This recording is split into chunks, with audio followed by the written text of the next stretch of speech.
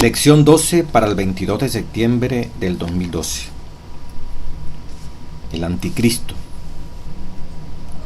Segunda de Tesalonicenses, capítulo 2, versículo 1 al 12. Para memorizar, dice esta segunda carta a los Tesalonicenses, capítulo 2, versículo 3. Nadie os engañe en ninguna manera, porque no vendrá sin que antes venga la apostasía y se manifieste el hombre de pecado, el hijo de perdición. Pensamiento clave, dice la lección: al corregir la falsa teología de los eventos de los últimos días que tenían los tesalonicenses, Pablo revela verdades acerca de los engaños del final del tiempo. En medio de todas las palabras de ánimo, estoy leyendo la introducción de la Proyecto Escuela Sabática, así como de las exhortaciones, Pablo escribió acerca de los eventos del fin del tiempo, incluyendo el máximo suceso, la segunda venida. En el pasaje de esta semana, hoy vamos a esta semana a estudiar el capítulo 2 de la segunda carta a los tesalonicenses, importantísimo.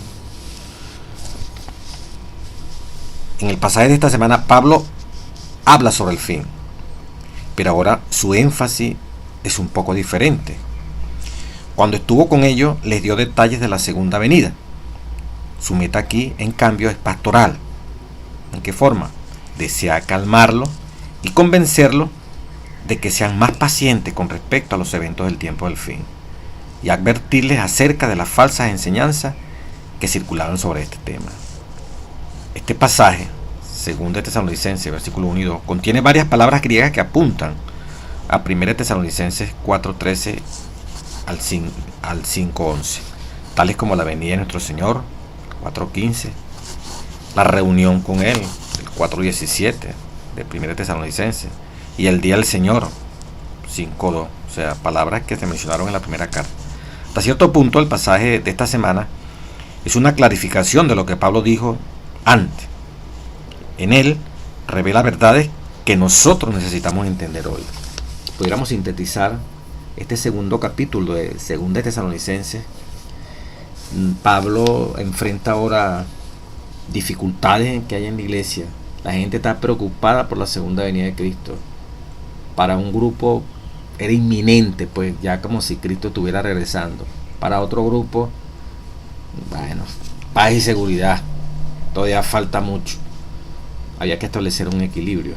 Y en el tiempo, cuando Pablo está escribiendo esta carta, era necesario que estos hermanos se les documentara más, se les informara más.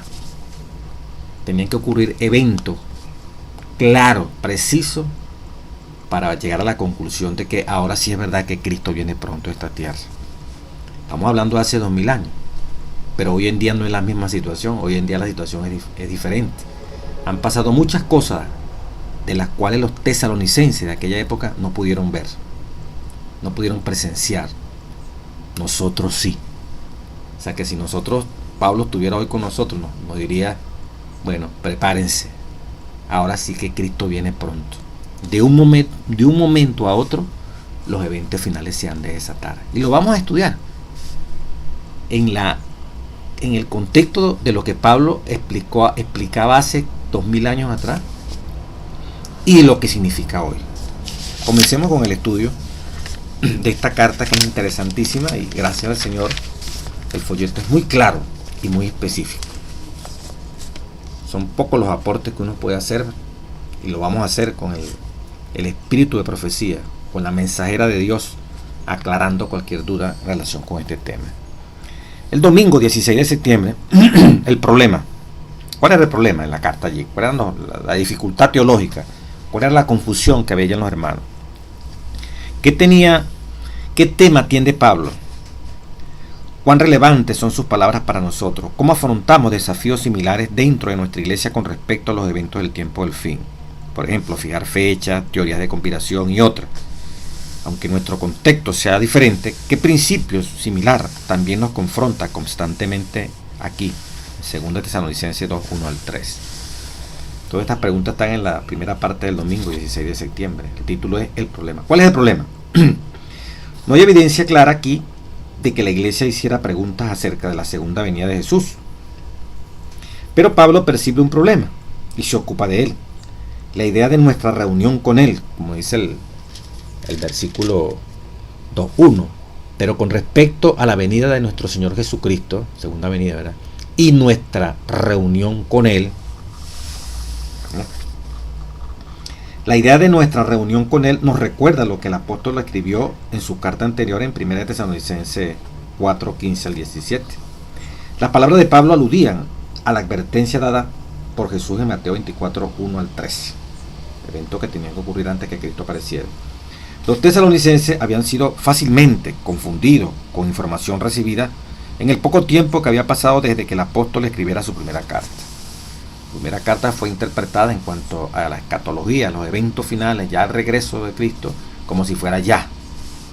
Y ahí acuérdense que habían teorías de que la venida de Cristo implicaba que los que estuvieran vivos iban a ir para el cielo directamente y los que resucitaran, siendo fieles, quedaban aquí en la tierra.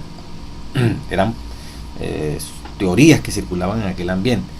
Ahora es ante la inminente creencia y el rumor, y ya vamos a ver que el problema en sí, cómo se formó y cómo se propagó en cuanto a la segunda venida de Cristo, la mala interpretación que se le hizo a la primera carta del apóstol Pablo. Como decíamos en la lección anterior, la comunicación no era como ahorita, ¿verdad? Que en cosas de segundos no se comunica con un hermano o amigo de otro país y él con uno. Aquí pasaban, la primera carta duró un proceso para llegar, ¿verdad? Y luego para recibir noticias, ¿verdad? Cómo recibieron la carta aquí, que para allá. Si se suscitaba algún problema por lo que ocurrió con la recepción de la primera carta, para enviar una carta de Tesalónica, ya estaba el apóstol Pablo para que le llegara la información, es un proceso de meses. Y luego para que Pablo escribiera una segunda carta, o sea, transcurrían prácticamente muchos meses, casi un año, pues, no el año, pero sí muchos meses para dar respuesta a problemas que se habían suscitado en la iglesia. Entonces dice aquí, Pablo no identifica la fuente de esta confusión. Cuando dice en 2 Tesalonicenses 2:2, ¿cuál es la confusión? Vamos a leerlo aquí, pues. Que no os dejéis mover fácilmente de vuestro modo de pensar. Estoy leyendo 2 Tesalonicenses 2:2. O sea, no se dejen fácilmente, por favor. Yo le voy a pasar algunos datos, alguna información. Ni os conturbéis, ni por espíritu, ni por palabra, ni por carta, como si fuese nuestra. ¿En qué sentido? De que el día del Señor está cerca. Se habían dado ahí 3 fuentes que podían mover fácilmente a nuestros hermanos de la iglesia de Tesalónica en cuanto a que la venida de Jesucristo estaba cerca. Entonces, dice, ni por espíritu. ¿Cómo es esto? Que no se dejen turbar y fácilmente mover de lo que es la segunda venida de Cristo por espíritu. El folleto lo explica aquí. Tal vez se refiera a una enseñanza profética.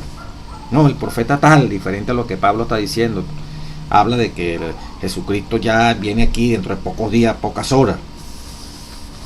Quizá de un falso profeta o una mala comprensión de su primera epístola, pues, sacando conclusiones allí que no, Pablo quiere decir que esto es inminente. La segunda posible fuente de que podían ser movidos fácilmente en cuanto a la venida del Señor y que era inminente, era una enseñanza pasada de boca en boca entre los miembros.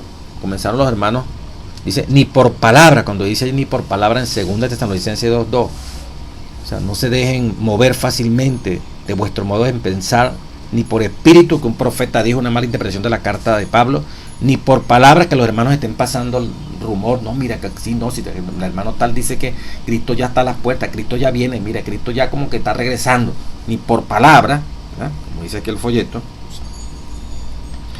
Y la tercera posibilidad de que pudieran ser movidos fácilmente, dice cuando menciona una carta como si fuera nuestra. Pablo se refiere a una carta falsa en su nombre, que de repente circuló, mira, Pablo aquí también está justificando esto. O al mal uso de una de sus cartas genuinas. Ahí están las 3 formas en que estos hermanos podían ser movidos fácilmente. Mire cómo el diablo puede utilizar eso. Cosa que también ha ocurrido en nuestros días. 2011 pasó eso. Un hermano, ¿verdad? Ya no es hermano, ya blasfema contra la Elena White y habla mal de la Elena White aquí en esta parte de América. cuando profetizó que en octubre venía Jesucristo, el 2011. Supuestamente él como profeta, pues él como mensajero de Dios. Aquí también pasó lo mismo, hombres que se metieron hace 2000 años a decir no, que Cristo viene pronto. Y a veces entre los mismos hermanos comienza porque un hermano estudia mucho, el otro estudia mucho, no, que un pastor como que dijo, no, un laico, un anciano muy reconocido, está diciendo que Cristo ahora sí viene dentro de 3 meses, 2 meses, un mes, comienza el rumor de boca en boca. También pasaba en la iglesia hace 2000 años atrás. Hay que tener cuidado con eso, ya está advertido, pasó, es histórico. O la interpretación de una carta, en este caso la de Pablo, que te la están tomando mal, o inventaron, no, que aquí hay un nuevo manuscrito. Bueno, Elena White sacó aquí, mira, un escrito que está en inglés, que todavía no lo han traducido al castellano, y dice tal cosa, en relación con la profecía, que no está en los demás libros. Resulta que ese manuscrito está inventado, eso es apócrifo. O la otra, ¿verdad? Como dice allí, ¿verdad? El mal uso que le dan a la carta, pues. Mal uso que le dan a las profecías de Daniel, mal uso que le dan a las profecías de Apocalipsis, y comienzan a elucubrar, como por ejemplo que los 1260 días de tarde y de mañana se van a repetir en el futuro, completamente falso. La teoría que la piedra que viene, como dice Profetas y Reyes, y así está revelado como adventistas que somos, que representa la segunda venida de Cristo en Daniel 2. No, ya esos son los 144.000. Ese monte, la tierra que pegó en los pies de la estatua y se convirtió en un gran monte. No, esa es la propagación del Evangelio, Apocalipsis 18. ¿Por qué tergiversan? ¿Por qué tuercen la escritura? El fundamento que la iglesia a través del Espíritu Profecía, en Profetas y Reyes, habla de eso, lo especifica, lo clarifica. El comentario bíblico, que ya no queremos creer en lo que son nuestros hitos, queremos una luz nueva, algo novedoso, algo espectacular para llamar la atención, para salirnos de la rutina. Ya estamos cansados de oír siempre lo mismo. Ese espíritu es del diablo, eso no proviene de Dios. Y por eso, como las lecciones anteriores, ¿verdad? También la última parte de la primera carta de los tesalonicenses, cómo podía echarse por tierra la profecía. Y los consejos que dio Pablo, Dios a través de Pablo, para apreciar lo que es la profecía. O sea, no menospreciéis la profecía. ¿Cómo se puede socavar la profecía? Que el autor del folleto con toda razón decía, hasta nuestra misma profeta, esta mensajera de Dios, Elena G. de White, mujer usada por el Espíritu Santo en sus escritos. Entonces no se cree. En nuestra misma iglesia muchos no creen, y acuérdense que ese es el último engaño que va a hacer Satanás en la área teológica dentro de la iglesia, quitarle peso al espíritu de profecía. Y un pueblo sin profecía se desenfrena. Ahí es donde comienza a entrar una cantidad de teorías raras que ya usted sabe que están ocurriendo dentro de la iglesia. Cambia la música, cambian el orden ministerial, ¿verdad? En todas las áreas. Ya los ancianos que normalmente se venían trabajando durante años y años bíblicamente, no, ahora también hay ancianos. Ya pastor, entonces ahora hay un estudio en la conferencia general, ahora vienen donde se va a decir si se aceptan las pastoras, sí o no, se ungen las mujeres en el ministerio. Ya divisiones allá en Estados Unidos, en Alemania, se han rebelado contra la Asociación General para, y que también tienen las mujeres que ser ordenadas como pastoras, o sea, rompiendo el orden evangélico. Y todo esto, repito, se va produciendo porque ya estamos hastiados, ya estamos fastidiados, queremos algo nuevo, queremos algo diferente, así como está ocurriendo con nuestros hermanos protestantes del otro lado, ¿verdad? Que también allá hay pastoras, allá hay esto, hacen la música, la batería, hay tremendas bandas de rock, hay música cultural de su propio pueblo con letras cristianas, y comienza una mezcla de lo profano con lo secular, y hermano, se confunde el pueblo de Dios, que no está arraigado ni está sentado en esta palabra santa. Entonces aquí también había una confusión, como también hoy en día, ¿entiendes? El espíritu de profecía, la profeta, como si fuera el apóstol Pablo, nos pone en el sitio, a la ley y al testimonio. Si no hablan así, porque no les ha amanecido. Ahí tenemos la revelación, cómo debe ser el verdadero orden evangélico, ¿verdad? ¿Quiénes son los que dirigen la iglesia? ¿Quiénes son los llamados a presidir? ¿Verdad? ¿Cuál es el rol de la mujer? ¿Cuál es el rol del hombre? ¿Cómo es la música? ¿Cómo es la adoración? ¿Qué tiene que ver la competencia dentro de nuestros escenarios teológicos? ¿Es buena o es mala? Eso está condenado. ¿Qué podemos hacer para mantener a los jóvenes en la iglesia? ¿Cómo lo hace el mundo? Uno se acuerda el pueblo de Dios, cuando pidió rey, porque quería parecerse, así como los demás pueblos tienen rey. Estamos cansados de una teocracia, que sea Dios el que nos dirija. Entonces Samuel se quejó, concha, mira, te han desechado, es a mí que me han desechado. Hazle ver lo que implica imitar a las naciones, lo que implica tener un rey. Entonces, aquí también en la segunda carta a los tesalonicenses, capítulo 2, se está metiendo un veneno, hay confusión. Están corriendo rumores que son negativos. Están levantando voces como si fueran profetas que son negativos. Están inventando que Pablo dijo una cosa, Pablo no dijo eso, ¿verdad?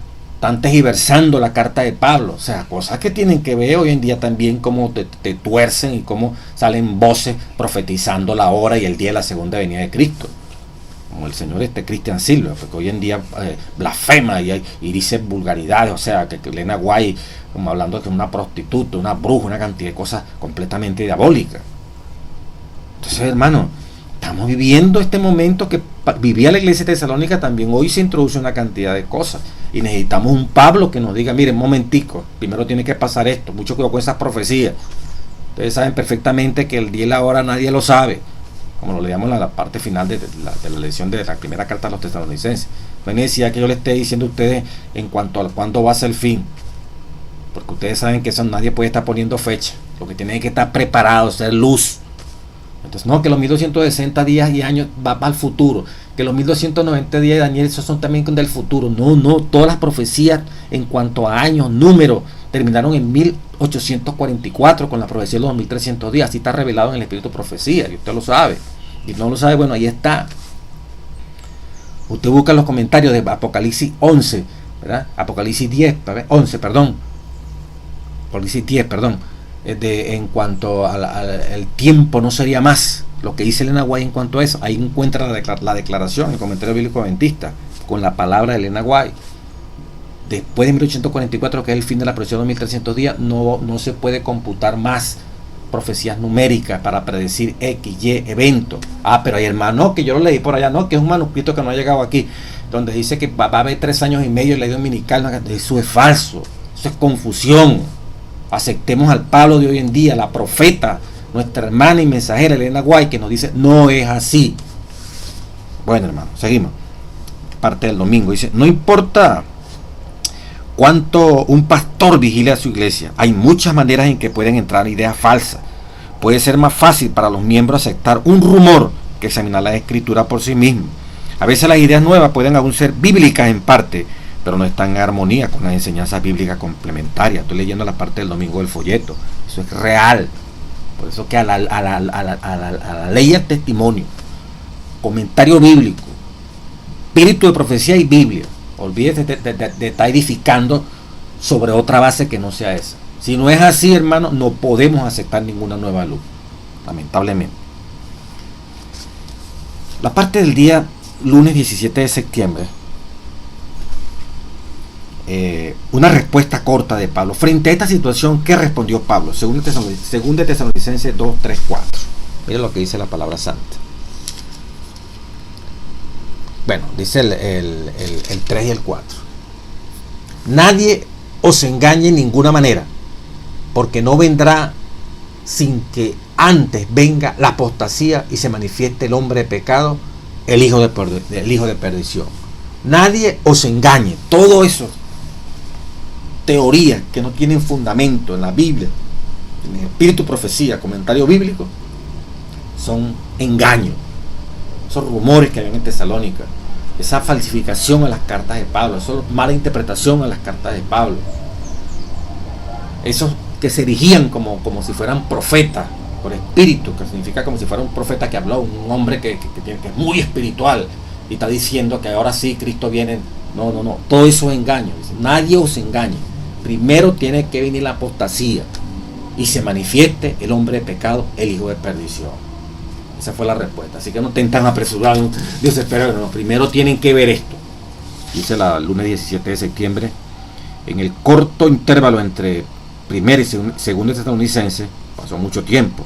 Los miembros de esa iglesia llegaron a confundirse sobre el significado de lo que Pablo escribió en su primera carta. Sacaron la conclusión de que la segunda venida era inminente, o que ya había sucedido en secreto. ¿Cuál fue la breve respuesta de Pablo a este problema? Eso no puede ser cierto de ningún modo. Hay demasiadas cosas que todavía no sucedieron. La confusión en Tesalónica llevó a Pablo a escribir un bosquejo más extenso de los eventos finales. Si no lo hubiera hecho, no lo tendríamos. No hay mal que por bien no venga. Esto permitió que Pablo especificara más y nos diera más información como la que tenemos hoy en día y estamos leyendo. En 2 Tesalonicenses dice el folleto 2, 3, 4, ¿qué nos enseña Pablo acerca del hombre de pecado? ¿Qué principio encontramos aquí? Los versículos 3 y 4 son una oración incompleta en el original. La frase porque no vendrá falta en el griego y la mayoría de las traducciones la añade. Pablo enumera las cosas, estoy leyendo el día lunes 17 de septiembre. Pablo enumera las cosas que tienen que suceder antes de que Jesús pueda venir. Habrá una apostasía y luego se revelará el hombre de pecado. Esa revelación se describe en 2 Tesalonicenses 2, 8 al 10, la revelación del hombre de pecado, como la obra de Satanás justo antes de la segunda venida de Jesús. Satanás utilizando un intermediario, ya lo vamos a leer, un instrumento, que examinaremos más en detalle en la sesión del día miércoles. Pero antes de la revelación de la iniquidad hay un periodo de misterio y de restricción, el 6-7 del capítulo 2. El versículo 4 es una descripción del hombre de pecado o de la ilegalidad que opera escondida por un tiempo, estoy leyendo el lunes 17 de septiembre, y que será revelado al fin. Él se opone a Dios, se exalta a sí mismo sobre Dios, se siente en el templo y proclama que Él es Dios. Este versículo está lleno de alusiones a textos del Antiguo Testamento y del Nuevo Testamento. El que se opone nos recuerda a Satanás en Zacarías 3.1. Se exalta sobre Dios y usurpa el lugar de Dios. Nos recuerda al cuerno pequeño de Daniel 8. Mostrarse como Dios nos recuerda a Satanás en Isaías 14 y Ezequiel 28. También sugiere el poder blasfemo de Daniel 11, 36 al 39. Así la descripción del hombre de pecado apunta tanto a Satanás mismo como a un malvado agente de Satanás en la historia cristiana. Claro, ese malvado en la historia cristiana, como dice aquí, es un instrumento pleno de Satanás, es como si fuera el mismo Satanás, pero probablemente que no es Satanás. Entonces, una respuesta corta. Hermanos de Tesalónica, hermanos, todavía tienen cosas que ocurrir para que venga, para que Cristo pueda venir por segunda vez. Hablando de la carta a los tesalonicenses, tiene que venir la apostasía. Y después la apostasía, ¿qué es lo que viene? ¿Qué es lo que se va a revelar después de la apostasía? Y se manifieste, ¿qué es lo que se va a manifestar? El hombre de pecado, el hijo de perdición. Apostasía. ¿Qué es apostasía? Conocer la verdad y rebelarse contra ella. O sea, no obedecer esa verdad. Eso es apostasía. No es el mundano. Tienen que venir los mundanos. No, el que no conoce la verdad no se le puede llamar apóstata. Apóstata es nosotros que conocemos este evangelio y después que lo conocemos, llegamos y nos apartamos. Ahí se pega mucho a veces con prevaricación. ¿Prevaricación qué es? Conociendo la verdad, o sea, adrede la pisoteamos, con alevosía. O sea, no nos importa y nos ponemos así contra Dios. No, esta verdad yo no la respeto. Ese es prevaricar. Aquí habla de apostasía. Conocieron la verdad, saben qué es la verdad y sin embargo la desobedecen. Sin embargo, construyen otra verdad, entre comillas, no de parte de Dios, ni siquiera se puede llamar verdad. Falsedad, mentiras. Pero realmente, como dice aquí, ¿verdad? Esta parte del lunes está basada en la respuesta que se le va a dar a los hermanos de Tesalónica. ¿Quién es ese hombre de pecado? ¿Quién es ese hijo de perdición? Entonces el día martes, vamos a entrar en más detalle. El miércoles nos especifica un poquito más de eso. Ya vamos a revelar qué es todo eso de acuerdo a lo que dice el Espíritu de Profecía. Siguiendo la secuencia del folleto, dice en el versículo 2, 5, 7, después que describe el versículo 3, nadie os engañe, primero tiene que venir la apostasía y se manifiesta el hombre de pecado y el hijo de perdición, el cual, dice el versículo 4, se opone y se levanta contra todo lo que se llama Dios y es objeto de culto, tanto que se sienta en el templo de Dios como Dios, haciéndose pasar por Dios. ¿No os acordáis que cuando yo estaba todavía con vosotros os decía esto? O sea, Pablo les había hablado a esta iglesia de esto, sin embargo, el diablo metió la confusión. Y ahora, de la parte del martes, y ahora, versículo 6, vosotros sabéis lo que lo detiene, a fin de que a su debido tiempo se manifieste, que detiene a quién, a ese poder, a ese hombre de pecado, hijo de perdición, ese misterio de iniquidad. y ahora vosotros sabéis lo que lo detiene, a fin de que a su debido tiempo se manifieste, porque ya está en acción el misterio de iniquidad. Solo hay quien al presente lo detiene hasta que él a su vez se ha quitado de en medio. Y entonces se manifiesta el hombre de pecado. ¿Qué es lo que lo detiene? El folleto aquí gasta un poquito de tiempo especificando algunas áreas de la gramática. Sin embargo, vamos a leer lo que dice Elena White y pienso que aclaramos todo, pues. ¿Qué es lo que lo detiene? Según Pablo, ¿qué dos cosas caracterizaban la situación mundial cuando él escribió? ¿Cómo vemos revelada la gran controversia en estos dos versículos? Según Tesalonicenses 2, 6, 7. El misterio de iniquidad, ¿verdad?, está allí presente. Como dice aquí, ¿qué dos cosas caracterizaban la situación mundial de Pablo? ¿Verdad? El cristianismo se estaba propagando en medio de persecución, en medio de un imperio romano horrible, ¿verdad?, que pedía adoración al emperador como Dios. Y el paganismo dentro de ese imperio romano permeando poco a poco las estructuras de los fundamentos de las cosas de Dios. Dice, combinando estos versículos con los anteriores podemos ver, estoy leyendo el martes 18 de septiembre, que Pablo está bosquejando tres etapas en la historia, desde su tiempo hasta el fin. La etapa final comienza en la segunda venida. Antes de esa etapa está la revelación del hombre de pecado, segunda parte, según Tesalonicenses 2.3, conocido a sí mismo como el inicuo, 2.8. Y antes de esa etapa, la tercera, también hay un tiempo de misterio y de restricción. El autor lo pone al revés. O sea, cuenta, como dice aquí, las tres etapas de la historia, comenzando desde la segunda venida de Cristo, ¿verdad?, desde su tiempo hasta el final. La etapa final, la venida de Cristo, antes de la venida de Cristo, la manifestación del hombre de pecado, y antes de la manifestación del hombre de pecado, ¿cuál es? Ese poder que detiene a la manifestación del hombre de pecado. Aunque nos gustaría mucho entender completamente lo que Pablo está queriendo decir aquí, hay varios puntos de incertidumbre en este versículo. El poder que detiene o restringe es neutro, una cosa. En el versículo 6 es masculino, una persona. En el versículo 7, esta parte de la gramática. ¿Qué es lo que lo detiene? No vamos a entrar en mucho detalle. Vamos a leer lo que dice el profeta, la profeta de Dios, ¿verdad?, en el espíritu de profecías. La página 53, el capítulo 3, una era de tinieblas, conflicto de los siglos. El apóstol Pablo, en su segunda carta a los tesalonicenses, predijo la gran apostasía que había de resultar en el establecimiento del poder papal. Declaró respecto al día de Cristo: ese día no puede venir sin que venga primero la apostasía y sea revelado el hombre de pecado, el hijo de perdición. Según Tesalonicenses 2, 3, 4. Abrevié la lectura. Y además el apóstol advierte a sus hermanos que el misterio de iniquidad está ya obrando. ¿Qué es esto?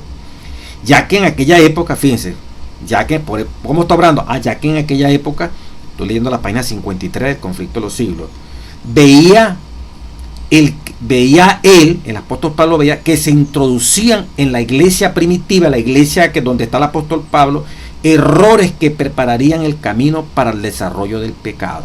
O sea, el misterio de iniquidad, ¿verdad?, allí está enfocado como esos errores, ¿verdad?, del paganismo que buscaban permear la iglesia primitiva y que iban a preparar el camino. Toda esta creencia de los paganos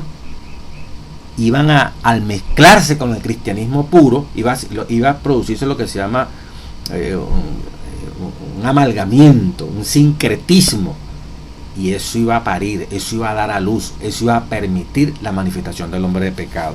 Dice, página 53, poco a poco, primero solapadamente, a escondida, a hurtadillas, que no se sienta, que no se perciba así, y después con más desembozo, dice la mensajera de Dios en el conflicto de los siglos, página 53, conforme iba cobrando fuerza y dominio sobre los espíritus de los hombres, el misterio de iniquidad hizo progresar su obra engañosa y blasfemia. Repito, el misterio de iniquidad, como todas esas creencias paganas, se introducían en la iglesia errores que preparaban, esos errores que iban a preparar el camino para el desarrollo del papado.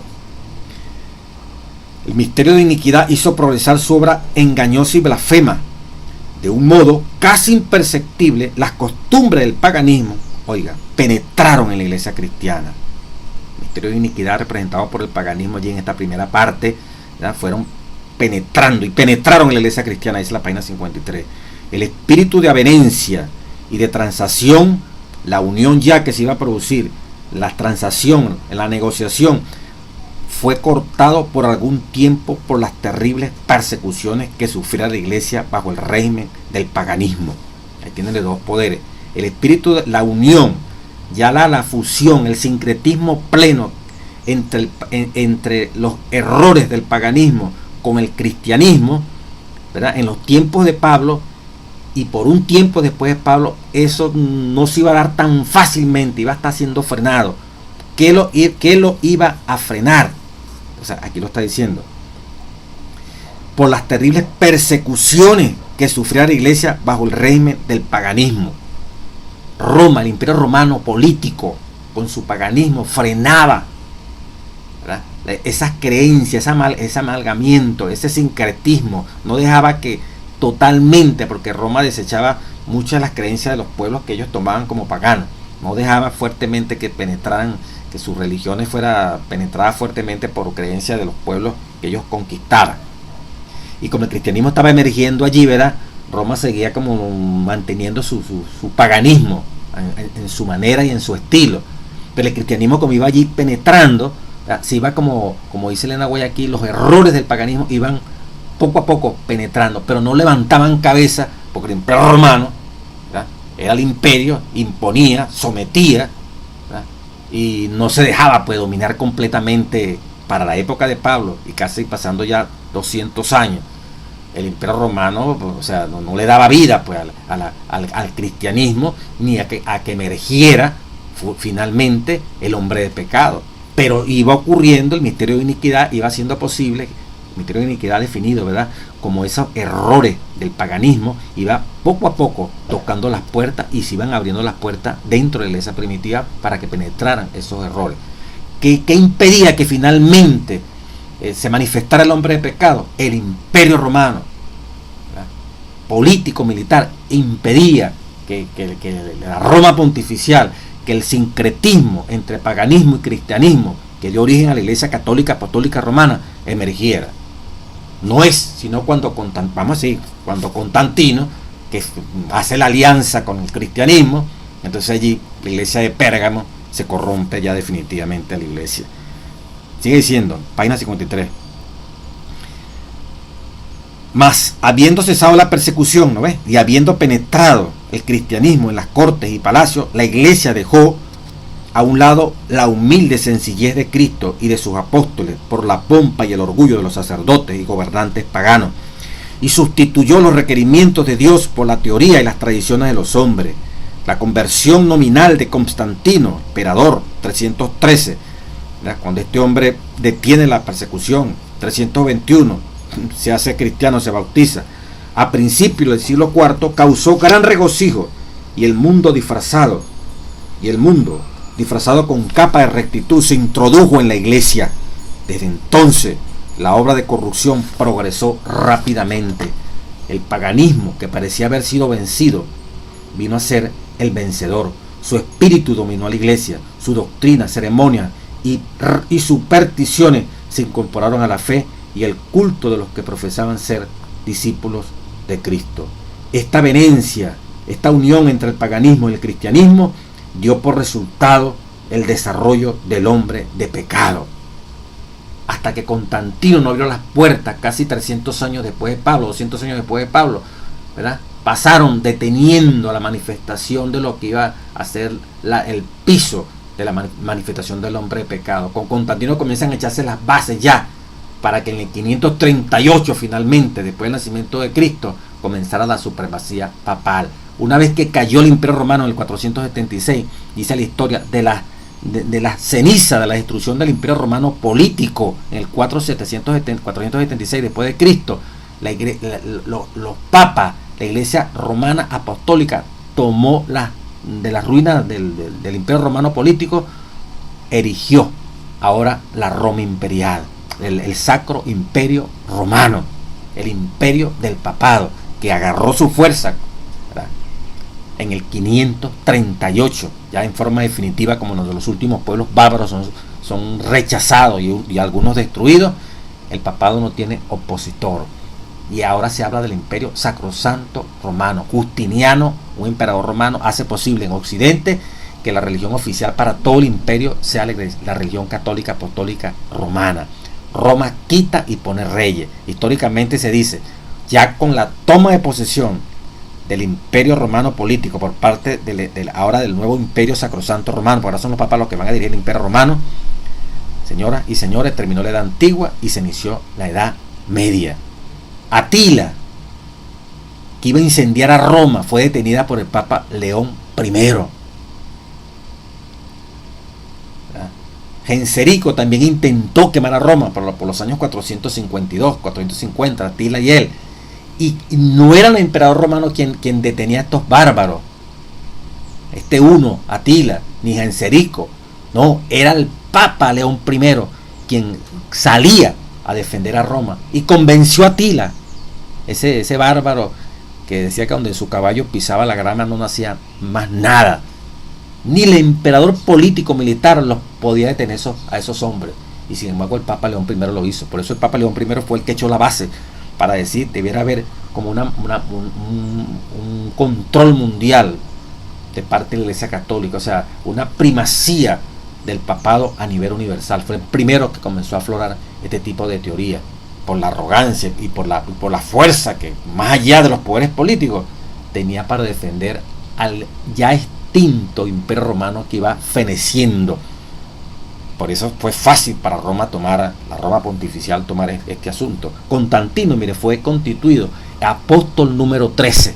Constantino, ese emperador romano criminal, bárbaro, ¿verdad?, llegó a ser apóstol número 13 y convocó el primer concilio de la iglesia de Nicea. La iglesia católica fue convocado por Constantino.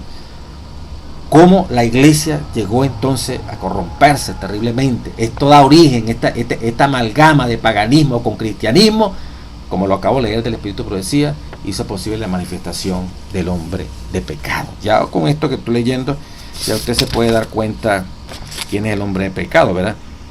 La página 54. Esta venencia entre paganismo y cristianismo dio por resultado el desarrollo del hombre de pecado, predicho en la profecía, como oponiéndose a Dios y ensalzándose a sí mismo sobre Dios.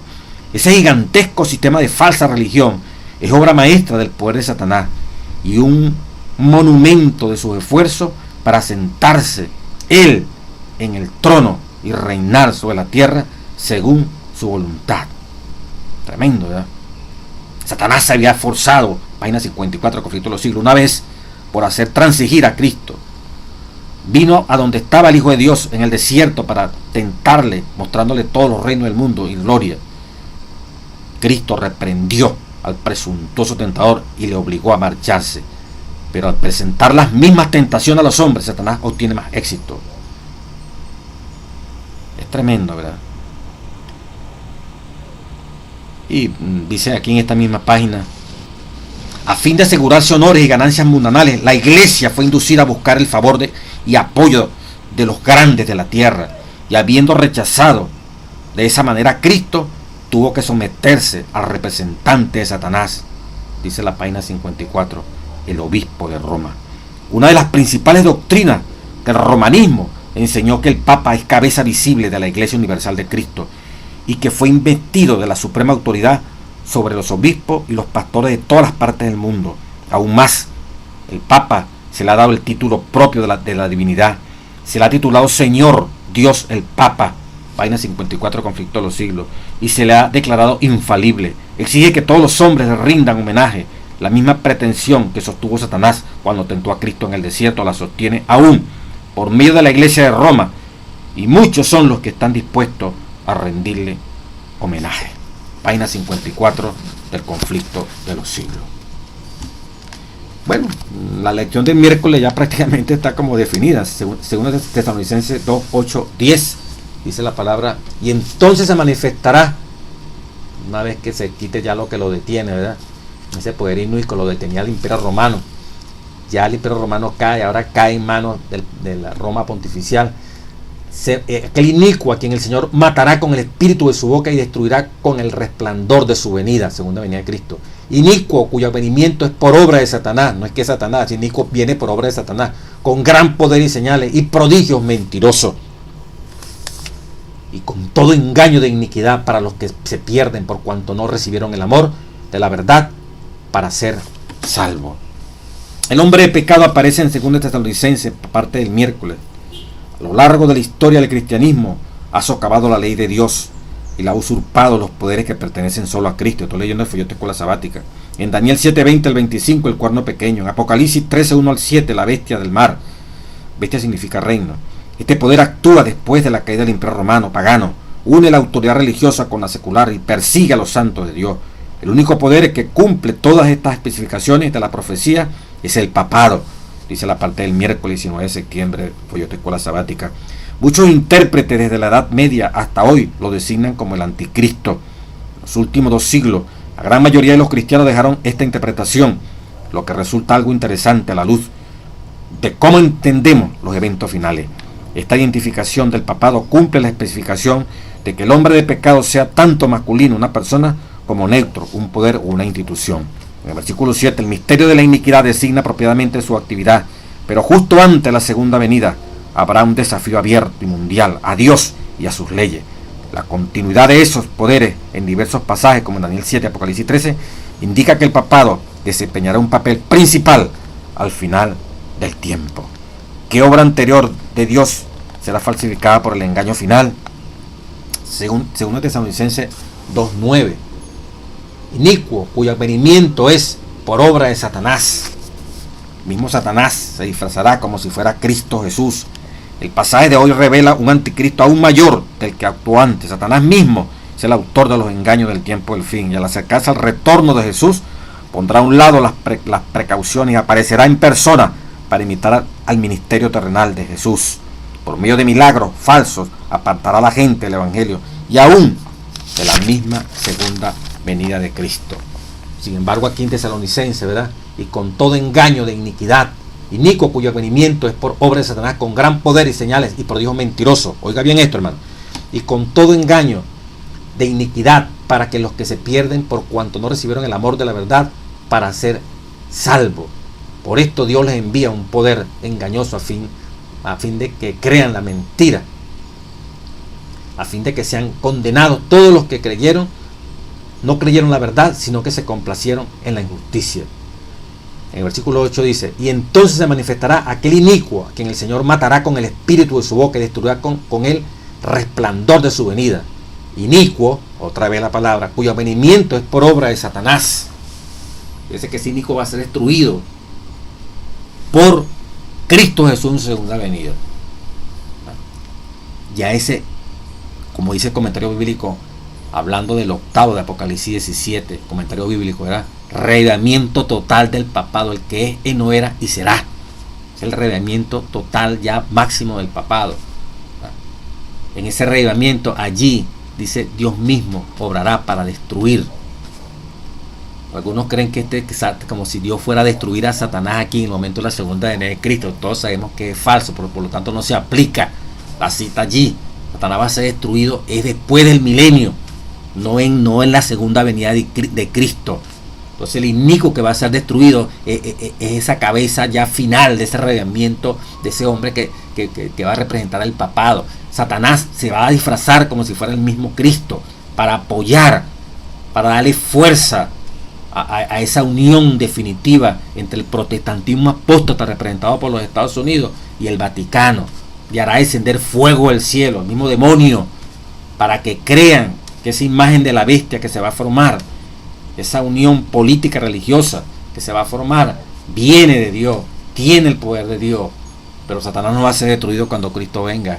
El que va a ser destruido es el poder papal y todos aquellos que no aceptaron esta verdad. Dice, muchas personas encuentran desafiante, dice la parte, el anticristo revelado. Interesante, miren, la misma lección, la parte del viernes, complementando esto, dice aquí, en Conflicto de los Siglos, página 405. El apóstol Pablo advirtió a la iglesia que no debía esperar la venida de Cristo en tiempos de él. Solo después que se haya producido la gran apostasía, la gente se haya apartado de la Biblia y esté creyendo en mandamientos de hombre, y se haya cumplido el largo periodo del reino del hombre de pecado, podemos esperar el advenimiento de nuestro Señor. El hombre de pecado que también es llamado ¿qué? Misterio de iniquidad. Estoy leyendo Conflicto de los Siglos, página 405. Hijo de perdición también se le llama el inicuo, hijo de perdición, ¿verdad? Inicuo, versículo 9, cuyo venimiento es por obra de Satanás, con gran poder, señales y prodigios.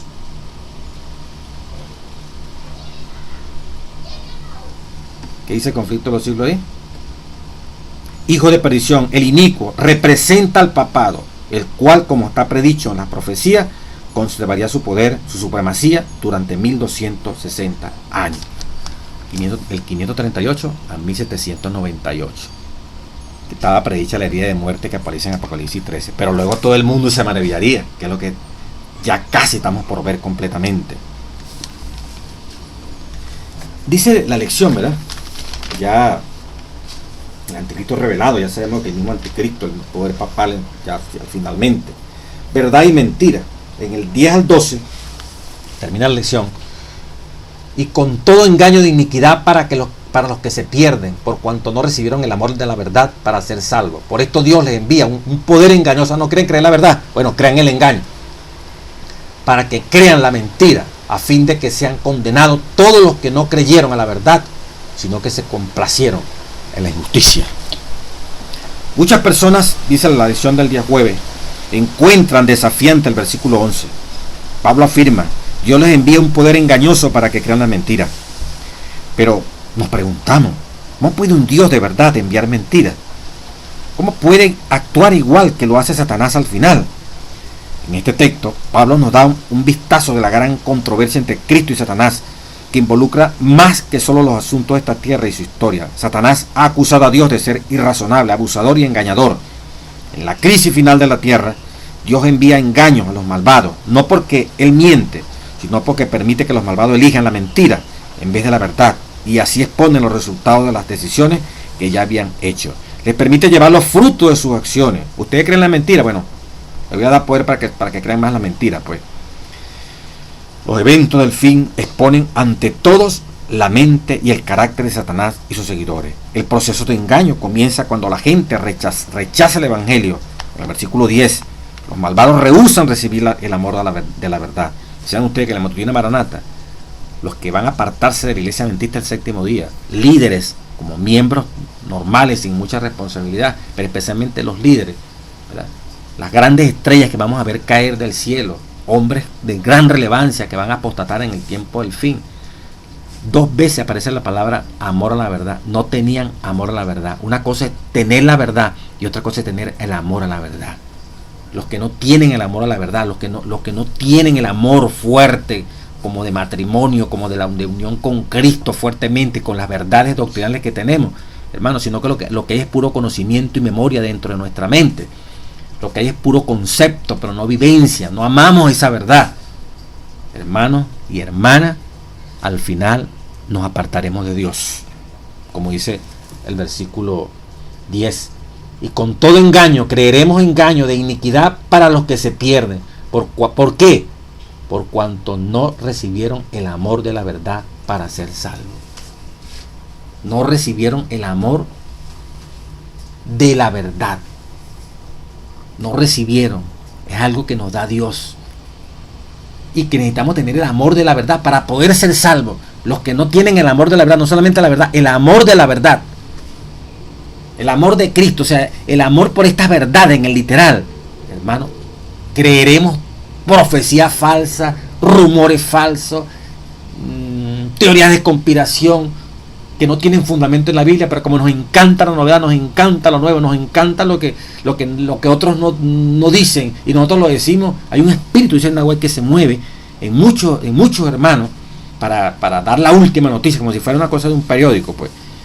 Dar el tubazo, como dicen los periodistas, pues la noticia que nadie ha conseguido, yo la voy a dar.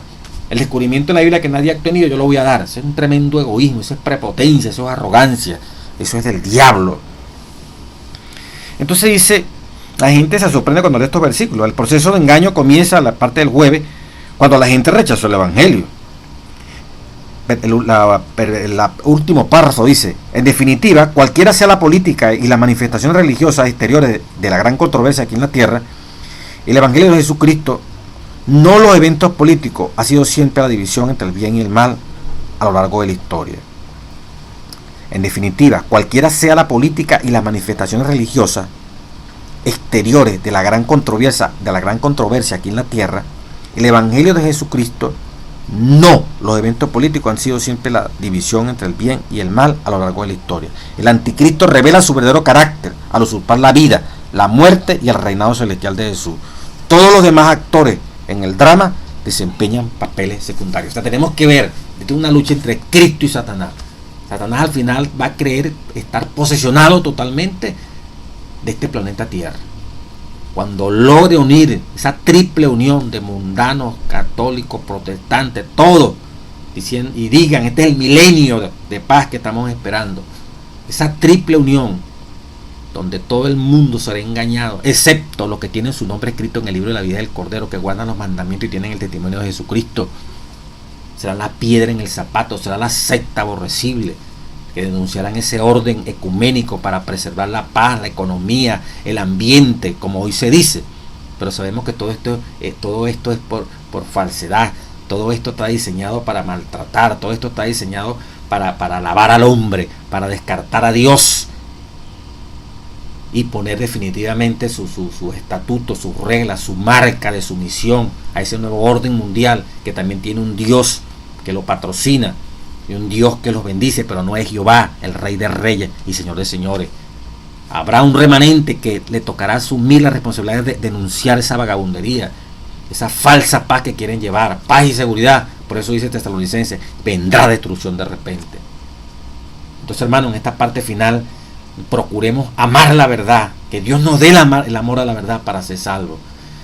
En este momento de bonanza, quizás todavía Dios nos está dando, Dios nos está dando el privilegio de encontrar tranquilidad, de tranquilidad en el sentido de ir a la cámara secreta con Dios, confesar nuestros pecados, pedir a Dios que transforme, que nos limpie para ser receptores del poder del Espíritu Santo, de la lluvia tardía, para poder sobrevivir frente a las cosas horribles que vienen.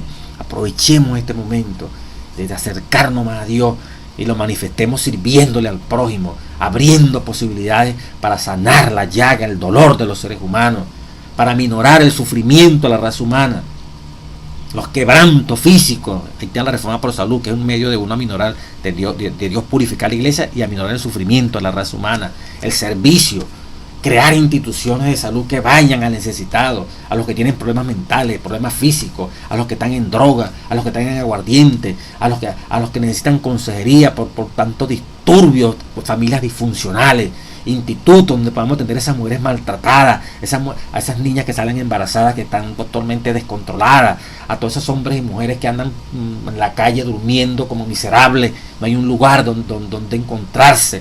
Pero si hay miles y miles de religiones y miles de predicadores, como si con la lengua fuéramos a solucionar el dolor de esta raza humana. Cristo pasó más tiempo sanando, curando, echando demonios fuera, que en un púlpito, en una radio, como estoy yo aquí hablando aquí a través del internet.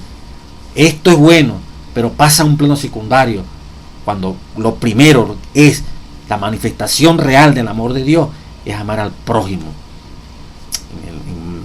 En Palabras de Vida de Gran Maestro, cuando habla de la parábola del gran samaritano, dice: cuando nosotros tengamos el mismo amor que Cristo tuvo al mundo, estaremos preparados. El mismo amor que Cristo sintió por el mundo, cuando lo tenga usted y yo, dice, estaremos preparados para ir al reino de los cielos, porque ya el cielo está dentro de nuestro corazón, dice la mensajera de Dios. Entonces, hermano, esto se acaba. No somos los tesalonicenses hace 2000 años atrás. De un momento a otro, los eventos van a darse completamente. Ya el hombre de pecado está, ya se manifestó, ya se siente en el trono, ya está en las Naciones Unidas, ya tiene cancillería en casi todas las partes del mundo. No hay presidente que no vaya ya al Vaticano a entrevistarse hoy en día con Benedicto XVI. En la ONU, aunque no tienen derecho a voto, tienen derecho a voz, pero su voz decide, su voz es oída. Una preeminencia como la iglesia ortodoxa griega, como la iglesia anglicana, como la iglesia de Rusia, en la misma China, ¿verdad? Ahí cada vez el ecumenismo es terrible, después que la pauta que se marcó en el Concilio Vaticano II, el acercarse de las iglesias. Cada vez esto es más fuerte. Entonces, y nunca habíamos visto cómo hay una apertura en los pueblos árabes, a pesar de esa destrucción masiva y guerras horribles que estaban ocurriendo. Pero ese mundo donde Cristo todavía no ha entrado, Dios utiliza cualquier medio, forma. Le duele lo que está pasando, pero el evangelio tiene que abrirse no con arma, sino con el poder del Espíritu Santo, por testimonio a cada árabe que no conoce a Cristo Jesús como debe ser. Igual como Dios utilizó a Babilonia para castigar a Israel, también Dios puede utilizar a cualquier imperio, cualquier alianza, ¿verdad?, para abrirse paso, y que a través de estas luchas políticas que creen que ellos están peleando por petróleo o por agua, Dios aprovecha y permite que el evangelio entre. Por eso, hermano, Cristo viene pronto a esta tierra. Por eso, de un momento a otro, repito, el Señor pesará a su iglesia en balanza, y los que seamos hallados fieles recibiremos el sello de Dios, la marca de Dios, que nos habilitará para entrar en el conflicto final de las plagas y dar el último mensaje de amonestación a este mundo. Ley dominical con todo lo que implica, eso está por venir. Eso es producto de la necesidad de Dios universal que el mundo va a experimentar ante las calamidades terribles que cada día se van a hacer más fuertes, ante la corrupción terrible que cada día va a ser más fuerte. Y la única solución para el mundo va a ser buscar a Dios, pero un Dios ecuménico, un Dios hecho a la imagen y semejanza del hombre. Mientras que nosotros seguiremos creyendo en el Dios creador y redentor, Cristo Jesús, Jehová, el Espíritu Santo, ayudándonos a discernir en medio de todas estas tinieblas. Dios no cesará de dar su Espíritu, porque está preparando a este remanente que finalmente sí veremos, estando vivo, la segunda venida de Cristo Jesús. Dios te bendiga, hermano.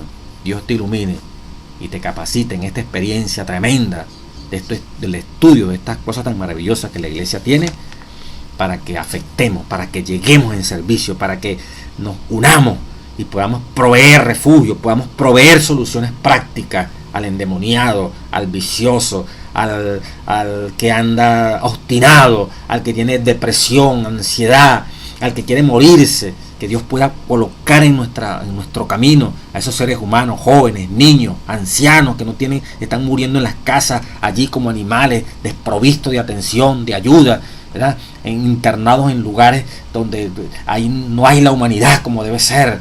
¿Dónde están nuestras propias instituciones para nosotros mismos aquí en este pueblo, usted en su pueblo? Servir, servir y servir. La gente quiere ver al Cristo viviente, el Cristo que sufre, que padece, que tiene ese amor como Cristo lo tuvo por el mundo. Sentir eso es amar a Dios. El amor de Dios se expresa en eso. Por eso, hermanos, no cesaremos de que Dios nos impresione, que Dios nos dé su espíritu, nos dé la sensibilidad de Cristo para terminar esta obra. Dios les guarde y Dios les bendiga.